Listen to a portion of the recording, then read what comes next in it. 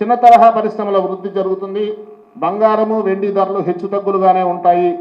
ఇక ధాన్యాధిపతి కుజుడు. ధాన్యాధిపతి కుజుడు అయినందువల్ల ముళ్ళుగల ధాన్యాలు, ఎర్రని నేలలు, పంటలు, మెట్ట పంటలు, వేరుశనగ, మిర్చి, కంద, దుంప రకాలు, జొన్నలు, కందుల పంటలు బాగా ఫలించి దిగుబడి పెరుగుతుంది. రాగి, కస్తూరి, పగడాలు, కుంకుమ, నూలు, పట్టు, సిల్కు వీటికి మంచి ధరలు వస్తాయి. నిల్వదారులకు మాత్రం మంచి లాభాలు చేకూరుతాయి. ఎలక్ట్రానిక్స్ నూతన ఆవిష్కరణలు మన దేశంలో జరుగుతుంది. ప్రఖ్యాతి పొందిన సెల్ ఫోన్ కంపెనీలు భారతదేశంలో నెలకొల్పుతారు. దేశంలో అగ్ని ప్రమాదాలు, వాహన ప్రమాదాలు రికార్డు స్థాయిలో పెరుగుతాయి. అర్ఘ్యాధిపతి సూర్యుడు. సూర్యుడు అర్ఘ్యాధిపతి అవటం వల్ల ప్రతి వస్తువు ధరలు కూడా విపరీతంగా పెరుగుతాయి. నిల్వదారులకు విశేష లాభాలు చేకూరుతాయి. సూర్యకిరణాల వలె సినిమా సూపర్ స్టార్లు వృద్ధిలో ఉంటారు. ప్రపంచ స్థాయిలో పేరు ప్రఖ్యాతులు పొందుతారు. సినీ పరిశ్రమ గత సంవత్సరం కంటే కూడా బాగుంటుంది. జర్నలిస్టులకు ఆదరాభిమానాలు పెరుగుతాయి. కొన్ని ప్రత్యేక పథకాలను ప్రవేశపెడతారు.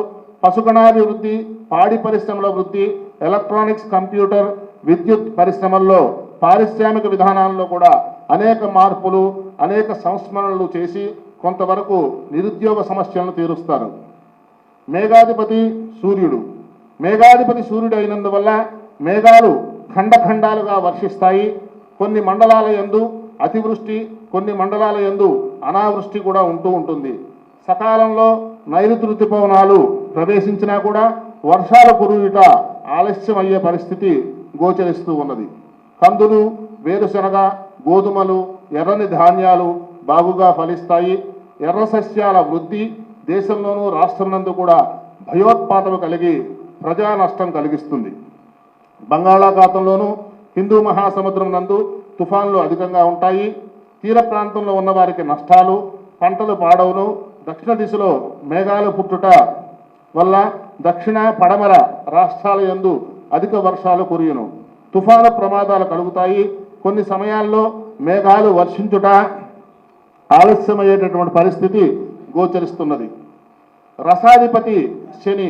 రసాధిపతి శని అవటం వల్ల దేశంలో కొన్ని అరాచక శక్తులు విజృంభిస్తాయి. భయానక సంఘటనలు, అలజడులను కూడా సృష్టిస్తారు. నల్లని భూములు, నల్లని ధాన్యాలు కూడా ఫలిస్తాయి. నువ్వులు, నూనె గింజలు, అవిసెలు, మినుములు, ఉలవలు, నల్ల పెసలు కూడా బాగా ఫలిస్తాయి. వీటి ధరలు పెరుగుతాయి. నిల్వదారులకు విశేషమైనటువంటి లాభాలు కలుగుతాయి. సరిహద్దు ప్రాంతాలందు మాత్రం యుద్ధ భయము, ఆందోళనకర సంఘటనలు కూడా జరిగే పరిస్థితి గోచరిస్తూ ఉన్నది. ఇనుము, సిమెంటు, కంకర, ఇసుక, మట్టి ధరలు కూడా విపరీతంగా ఉంటాయి. సరుకు దొరకట కష్టమయ్యే పరిస్థితి గోచరిస్తున్నది. అనేక దౌర్జన్యాలు జరుగుతాయి. ఈశాన్య రాష్ట్రాల యందు మాత్రం భయానక సంఘటనల వల్ల కర్ఫ్యూలు విధించే పరిస్థితి సూచిస్తున్నది. సైన్యం, పోలీసు వ్యవస్థలు రక్షణ కల్పిస్తారు. నూనె, నెయ్యిలకు గిరాకీ పెరుగుతుంది. నీరసాధిపతి బుధుడు. నీరసాధిపతి బుధుడు అయినందువల్ల పచ్చల ధరలు పెరుగుతాయి. విప్ప చెట్లు బాగా ఫలిస్తాయి. ఇప్ప పువ్వు ధర పెరుగుతుంది. పెసలు లాభాలు వస్తాయి. నూతనంగా మెడికల్ కాలేజీలు అధికంగా నెలకొల్పుతారు. నూతన పరిశ్రమలు కూడా ఎక్కువగా వస్తాయి. రసవస్తువుల ధరలు పెరుగుతాయి. చింతపండు, పంచదార, బెల్లం అధికంగా దిగుబడి వచ్చటం వల్ల ఎగుమతులు చేస్తారు. బంగారం, వెండి, పాదరసం ధరలు పెరుగుతాయి. వీటిని నిల్వ చేయు వారికి మాత్రం మంచి లాభాలు వస్తాయి. సంవత్సర ప్రారంభంలో ఖరీదు చేసి కార్తీకలో అమ్మకాలు జరుపుకునే పరిస్థితి సూచిస్తూ ఉన్నది.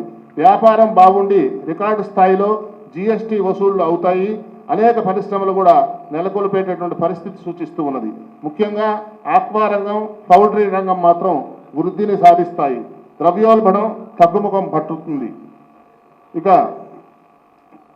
ప్రతి ఒక్కరు కూడా ఉగాది పంచాంగ శ్రవణం అంటే నా రాశి ఎలా ఉంది, నా ఆదాయం ఎలా ఉంది, నా ఖర్చులు ఎలా ఉన్నాయి, ఇవే చూస్తారు తప్ప అసలు ఉగాది అంటే అసలు ప్రజలకు సంక్షేమం ఏ విధంగా ఉంది, ఎటువంటి పరిస్థితులు గోచరిస్తూ ఉంటాయి అనే విషయాల్ని మనం చూసుకోవాలి.